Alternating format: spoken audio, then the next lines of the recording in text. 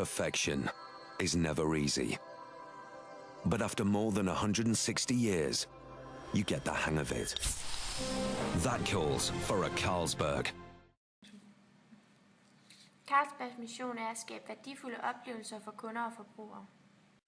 Ja, så har vi markedsandelene, og på trods af de store konkurrenter, så har Carlsberg formået at få en markedsandel på 62%. Og de har været igennem årene førende på markedsudvikling ved at købe en lang række virksomheder og konkurrenter i udlandet og i indland. Og de har blandt andet opkøbt Dadeco A/S, som producerer Coca-Cola på licens, så Carlsberg både har en fod inde i læskedrik og ølbranchen. Carlsbergs forventninger til regnskabsåret 2012 er, at der vil komme en beskeden vækst på det russiske marked, og vores kraftige vækst i Asien vil fortsætte. Vi forventer også større investeringsafkast ved at fokusere på færre, men de vigtige aktiver. Hvad aktierne angår, der forventer vi at få en stigende og mere jævn aktiekurs.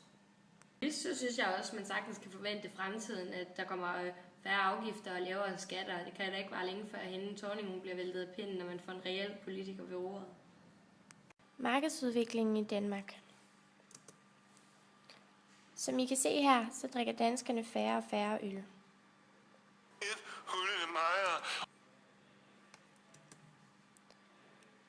Her kan I se Carlsbergs markedsandel og i forhold til konkurrenter som Royal, Heineken osv.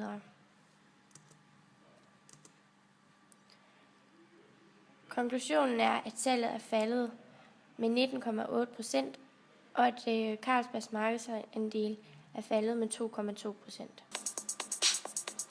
Her er en oversigt over Carlsbergs nøgletal. I den betragtede periode er Carlsbergs produktionsomkostninger steget, grundet vejret ikke har været til deres fordel. Der har været dårlig vejr i højsæsonen. Udover det så er råvarepriserne også steget, og det har påvirket afkastningsgraden negativt, og den er gennem perioden faldet med 1 procentpoint, svarende til et fald på 12%. Det forbliver på et acceptabelt niveau over markedshandlen, selvom det er på grænsen, men som sagt er udviklingen utilfredsstillende. Det betyder altså på grund af dårligt vejr og stigende råvarepriser, at salg- og distributionsomkostninger samt produktionsomkostninger er steget forholdsvis mere end de gennemsnitlige aktiver, og dermed har Carlsberg gennem perioden fået mindre og mindre forretning af deres investerede kapital. Aktivernes omsætningshastighed. Carlsberg har lavet en vellykket markedsføring, som har medført øget markedsandel i Asien. Dette har haft en betydningsstigning i nettoomsætningen og har dermed haft en yderst positiv indvirkning på virksomheden og dens nøgletal. Grunden til, at nettoomsætningen af nøgletallene ikke er steget mere, er, at Carlsberg samtidig har opkøbt minoritetsandele. Denne markedsudvidelse i Asien har betydet, at aktivernes omsætningshastighed er steget fra 0,43G til 0,45G.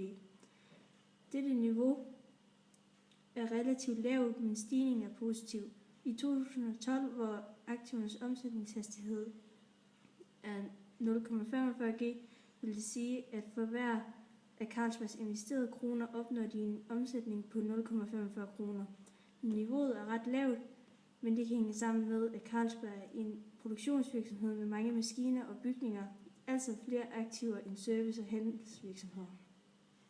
Selvom øget markedsandel har betydet stigninger i flere af Carlsbergs regnskab, skyldes stigning i aktivernes omsætningshastighed, at nettoomsætningen er steget forholdsvis mere end de gennemsnitlige aktiver. De førnævnte stigende omkostninger har også påvirket et andet vigtigt nøgletal, nemlig egenkapitalsforrentning, der falder fra 12,2 i 2010 til 11,2 i 2012, svarende til et fald på 8%. Trods den negative udvikling ligger den alle årene over de 10%, som er et tilfredsstillende niveau over markedsrenten på 3,4%, med inkluderet risikotillæg.